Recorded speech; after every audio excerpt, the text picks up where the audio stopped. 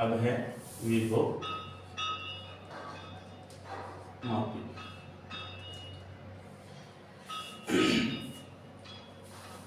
विभव मापी मतलब विभव का मापन करने वाला उपकरण। विभव का मापन, विभव का मापन करने वाले उपकरण को विभव मापी कहते हैं। विभव का मापन दो उपकरणों से किया जाता है, एक तो विभव मापी और एक वोल्ट मीटर। अब वोल्ट मीटर और विभव मापी में अंतर।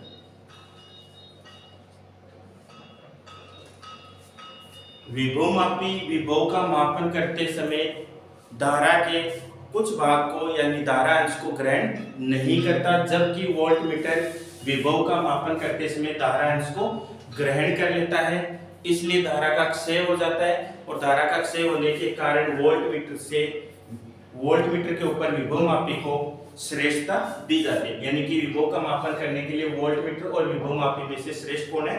विभव मापी, क्योंकि ये धारा अंश को ग्रहण नहीं करता, जिससे धारा का क्षय नहीं होता।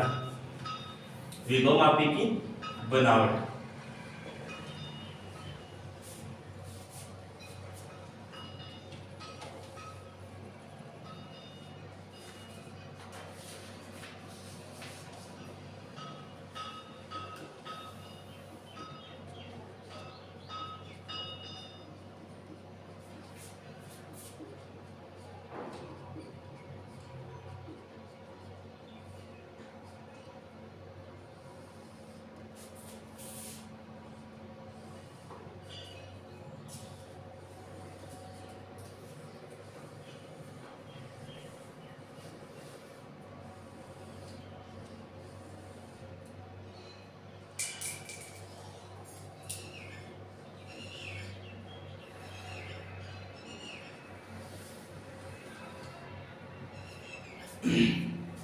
लकड़ी का तख्ता होता है, लकड़ी के तख्ते पर मीटर स्केल लगा रहता है और ये जो शीतक है ये तार है, एसी तार है और ये मीटर स्केल है। तार है वो 10 मीटर लंबा होता है, 10 मीटर लंबा। किस धातु का? मैग्नीज या कांसा टंगस्टन की मिश्र धातु का तार है वो मैग्नीज या कांसा टंगस्टन की मिश्र धातु का बना होता है। कांसा या टंगस्टन की मिश्र धातु का काम में क्यों लेते हैं? क्योंकि इसकी प्रतिरोधकता उच्च होती है और ताप प्रसार गुणांक अल्फा कम होता है। मैग्नीज या कांसा टंगस्टन की मिश्र धातु का तार काम में लेते हैं क्योंकि इसकी प्रतिरोधकता उच्च होती है और ताप प्रसार गुणांक अल्फा कम होता है।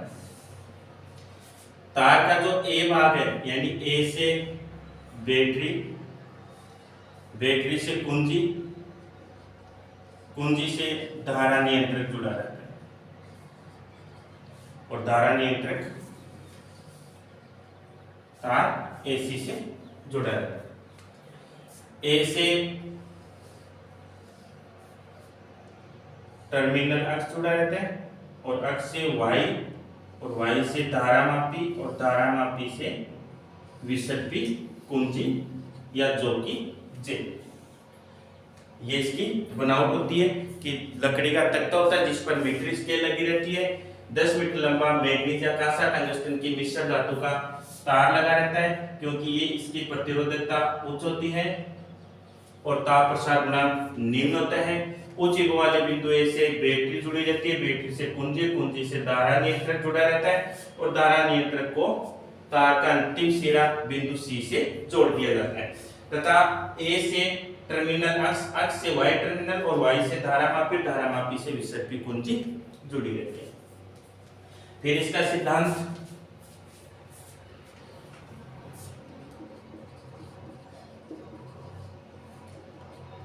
कि विभव मापी किस सिद्धांत पर कार्य करता है?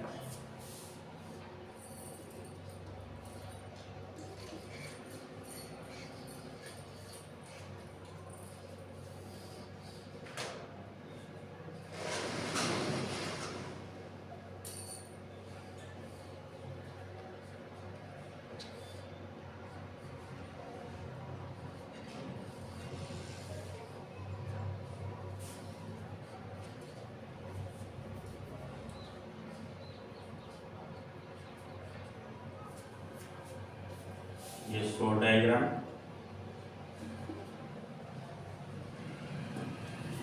ये प्राथमिक परिपथ है जिसमें तो तार एसी के साथ श्रेणी क्रम में बैटरी, बैटरी से कुंजी और कुंजी से धारा नियंत्रक, और दूसरे वाले से द्वितीयक परिपथ में टर्मिनल अक्ष वाई और वाई से धारा मापी, धारा मापी से जो कि जे जुड़ी रहती है।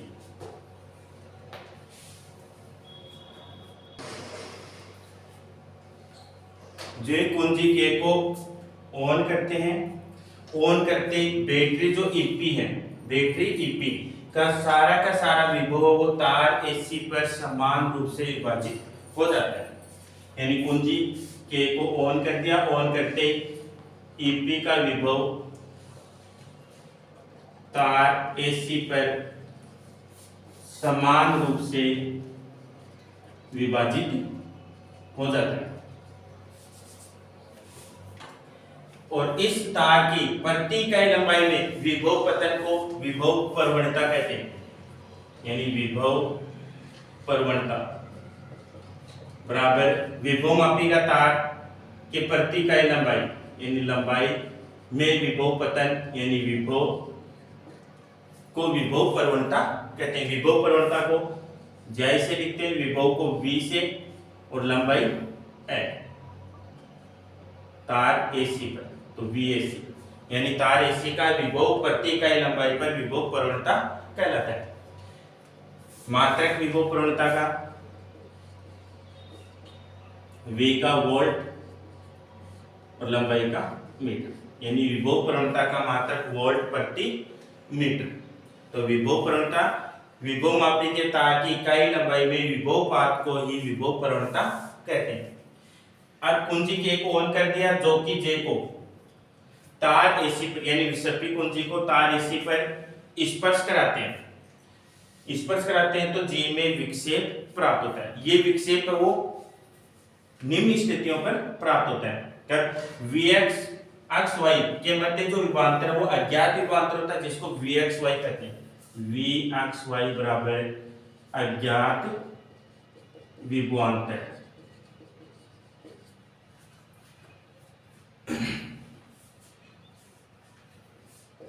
तार पर स्पर्श तो तीन स्थितियां प्राप्त होती हैं कि Vxy अज्ञात विभवांतर ग्रेटर देन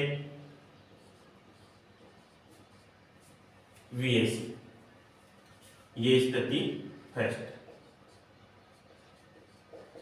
जब अज्ञात विभवांतर का मान बैटरी के विभवांतर से अधिक होता है तब धारा मापी में विक्षेप प्राप्त होता है, विक्षेप प्राप्त होता है। सेकेंड स्थिति सेकेंड कि अज्ञात विभवांतर का मान बैटरी के विभवांतर से कम होता है तब जी धारा मापी में पहले वाली स्थिति बनी रहती है। यानी स्पर्श कराने से पहले जो स्थिति थी वही धारा मापी में स्थिति बनी रहती। स्थिति थर्ड कि Vxy अज्ञात विभवांतर है वो बैटरी के विभवांतर के बराबर हो जाता है। उस स्थिति में विक्षेप धारा मापी में शून्य प्राप्त। तो जे विसर्पी कुंजी को तार एसी पर स्पर्श कराया, तीन स्थिति प्राप्त हुई। स्थिति फर्स्ट कि जब अज्ञात विभवांतर का मान बैटरी के विभवांतर से अधिक होता है तो धारा मापी में विक्षेप प्राप्त होता है। और जब अज्ञात विभवांतर का मान बैटरी के विभवांतर से कम होता है तो स्पर्श कराने से पहले की जो स्थिति थी वही बनी रहती है। और तीसरी स्थिति है कि जब अज्ञात विभवांतर बैटरी के विभवांतर के बराबर हो जाता है तो धारा मापी में विक्षेप शून्य प्राप्त होता है। स्थिति जो थर्ड है संतुलन की स्थिति कहलाती है।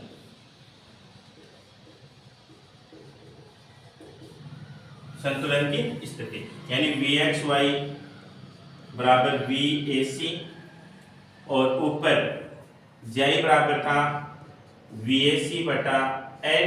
यहाँ से VAC का मान निकालेंगे, बैटरी का विभवांतर बराबर J इंटू L। यहाँ रख देंगे तो वी एक्स वाई बराबर जी आई एल। जी आई विभव प्रवणता थी तो वी एक्स वाई समानुपाती एल, यानी अज्ञात विभवांतर है वो संतुलन लंबाई के समानुपाती होता है। यही विभव मापी का सिद्धांत है। यानी विभव मापी के सिद्धांत पर कार्य करेगा कि वह विभव मापी सबसे ज्यादा सुग्राही होगा जो कम विभवांतर के लिए अधिक संतुलन लंबाई दे, अर्थात अज्ञात विभवांतर और संतुलन लंबाई के समानुपाती होता है। यही विभव मापी का सिद्धांत है। सुग्राह्यता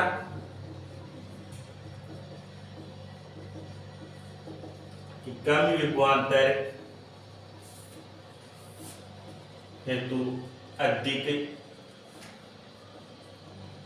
संतुलन लंबाई। जो विभव मापी कम विभवांतर पर ही अधिक संतुलन लंबाई दे वो विभव मापी सबसे ज्यादा अधिक सुग्राही होता है, क्योंकि ये संतुलन लंबाई के समानुपाती होता है। कौन? अज्ञात विभवांतर इस सिद्धांत पर कार्य करता है। फिर है विभव मापी की सुग्राह्यता को बढ़ाने के उपाय या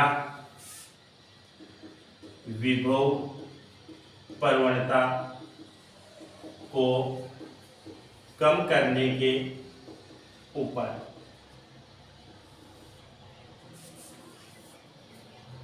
कि विभव मापी की सुग्राह्यता कैसे बढ़ाई जा सकती है या फिर विभव प्रवणता को कैसे कम किया जा सकता है, एक ही बात।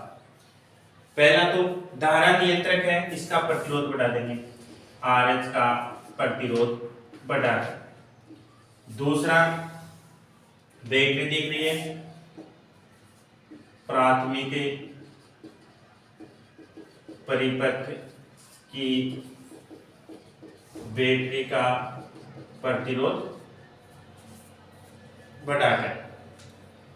तीसरा, जब बैटरी का प्रतिरोध बढ़ा रहे हैं तो एक और बैटरी जोड़ देंगे, उसका भी प्रतिरोध बढ़ जाएगा। यानी उच्च विभव के साथ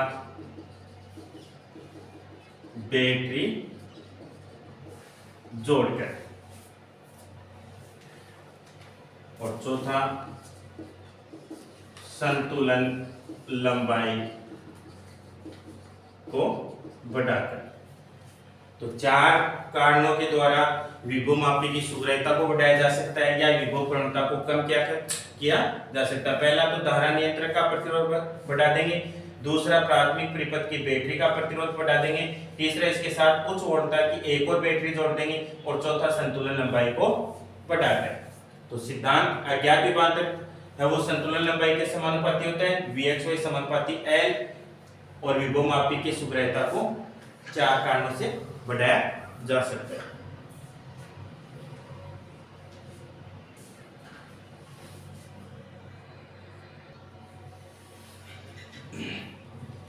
अब है विभव मापी की सहायता से सेलों के विद्युत वाहक बलों की तुलना यानी अनुपात निकालना है। तो विभव मापी की बनावट है प्राथमिक परिपथ पहले वाला जिसमें बैटरी P है, कुंजी K है, धारा नियंत्रक RH है, तार के साथ श्रेणी क्रम में जुड़ा हुआ है। तार का तो उच्च विभव वाला बिंदु है A, इससे दो सेल जुड़े हुए हैं जिनके पॉजिटिव टर्मिनल को जोड़ा गया है। प्रथम सेल का नेगेटिव सिरे से टर्मिनल 1 जोड़ा गया है, दूसरे वाले सेल के नेगेटिव टर्मिनल से टर्मिनल 3 जोड़ा गया है। दूसरे टर्मिनल से धारा मापी और धारा मापी से विसर्पी कुंजी। कुंजी K को ऑन करेंगे, K को ऑन करते ही एक द्विमार्गी कुंजी लेंगे, द्विमार्गी कुंजी को टर्मिनल 1 और 2 के बीच में लगा देंगे। तो 1 और 2 के बीच में द्विमार्गी कुंजी लगाते ही जो 3 और 2 के बीच का जो सर्किट है वो टूट जाता है। तो धारा का प्रवाह केवल 1-2 से होता हुआ जाता है। 1-2 से होता हुआ जाएगा तो जो कि यानी विसर्पी कुंजी को तार AC पर स्पर्श कराएंगे, धारा मापी में विक्षेप प्राप्त होगा, उसको नोट कर लेंगे। मान लिया ये संतुलन लंबाई L1 मीटर पर प्राप्त होती है। L1 मीटर पर प्राप्त होती है तो केवल प्रथम प्राथमिक सेल E1 में विद्युत वाहक बल उत्पन्न होता है। E1 बराबर JI L1, समीकरण 1। अब इस द्विमार्गी कुंजी को 1 और 2 टर्मिनल के बीच से हटा लिया जाता है और 2 और 3 के मध्य लगा देंगे तो ऊपर वाला सर्किट तो टूट जाता है, केवल नीचे वाला सर्किट ही चालू रहता है। तो E2 अब दूसरे वाले सेल में विद्युत वाहक बल उत्पन्न होगा जो कि को स्पर्श करेंगे तार इसी पर वापस से और धारा मापी में विक्षेप प्राप्त होगा। ये विक्षेप मान लिया हमें L2 मीटर पर प्राप्त होता है।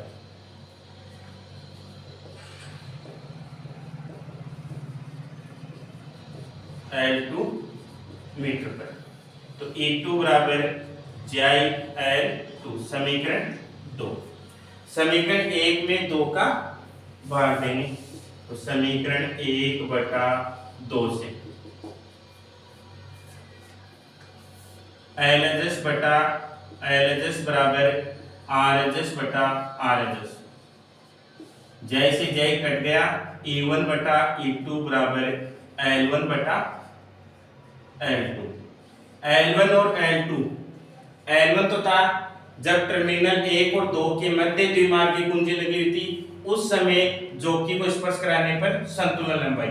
L2 थी जब द्विमार्गी कुंजी टर्मिनल 2 और 3 के मध्य लगी हुई थी तब विसर्पी कुंजी को स्पर्श कराने पर प्राप्त संतुलन लंबाई। दोनों के मान ज्ञात होने पर विद्युत वाहक बलों की तुलना की जा सकती है।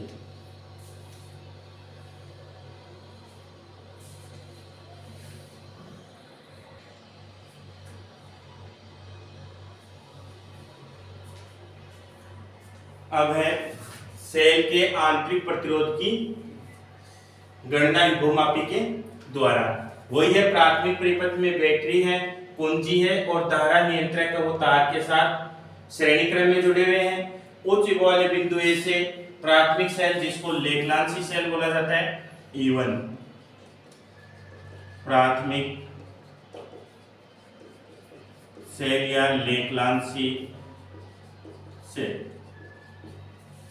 का पॉजिटिव सिरा जुड़ा हुआ है, इसके नेगेटिव सिरे से धारा मापी और धारा मापी से विसर्पी कुंजी। लेग्लांसी सेल के साथ श्रेणी क्रम में प्रतिरोध बॉक्स RB और कुंजी केवल लगी रहती है। अब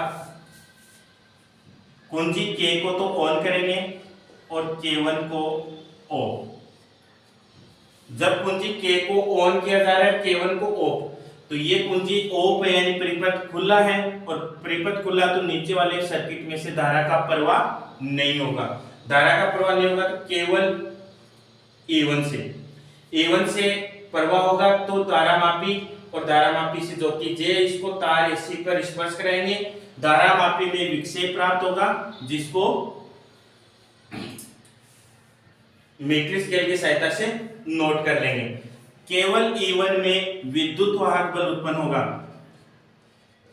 विद्युत वाहक बल कब? जब कुंजी केवल ऑफ है। तो मान लिया इस धारा मापी में विक्षेप L1 मीटर पर प्राप्त हो रही है।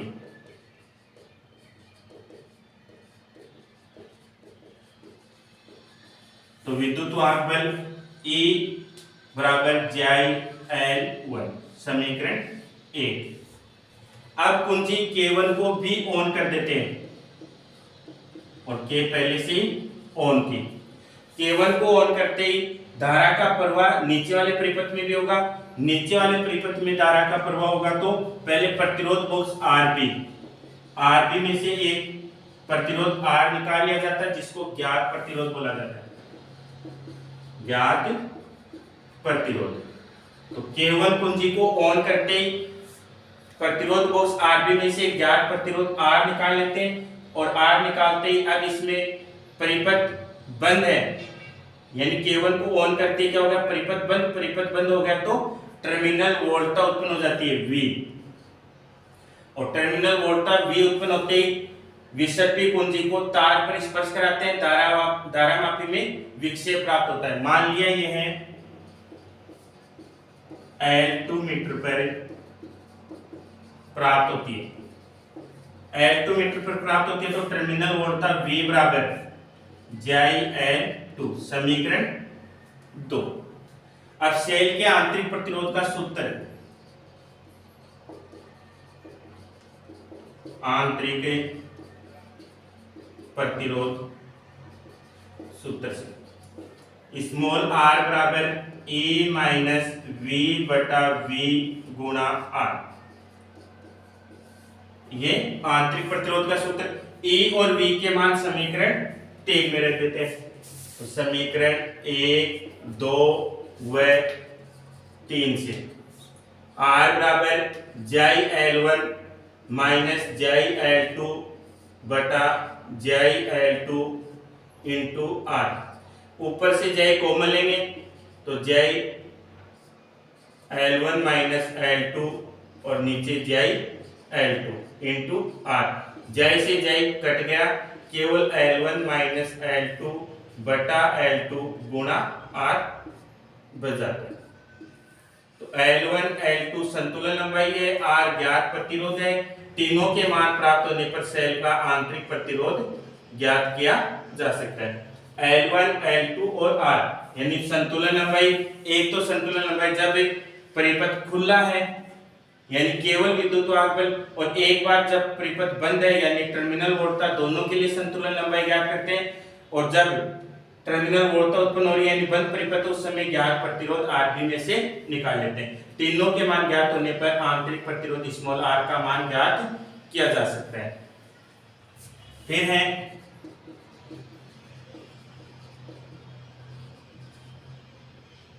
विभवमापी का मानकीकरण यानी मानक सेल। मानक सेल से विभवमापी को संतुलित कराकर विभव प्रवणता ज्ञात करने की प्रक्रिया, विभव प्रवणता ज्ञात करने की प्रक्रिया को विभवमापी का मानकीकरण कहते हैं। कि विभवमापी को मानक सेल से संतुलित कराकर विभव प्रवणता ज्ञात करने की प्रक्रिया को विभवमापी का मानकीकरण कहते हैं। अब मानक सेल है, मानक सेल एक तो डेनियल और एक आता है कैडमियम। कैडमियम डेनियल सेल का होता है 1.08 वोल्ट और कैडमियम का 1.0186 वोल्ट। ये याद रखना है कि डेनियल सेल का कितना होता है 1.08 वोल्ट और कैडमियम सेल का 1.0186 वोल्ट। ये विभवमापी का मानकीकरण था। आंतरिक प्रतिरोध L1 L2 और कैपिटल R का मान ज्ञात होने पर ज्ञात कर सकते हैं।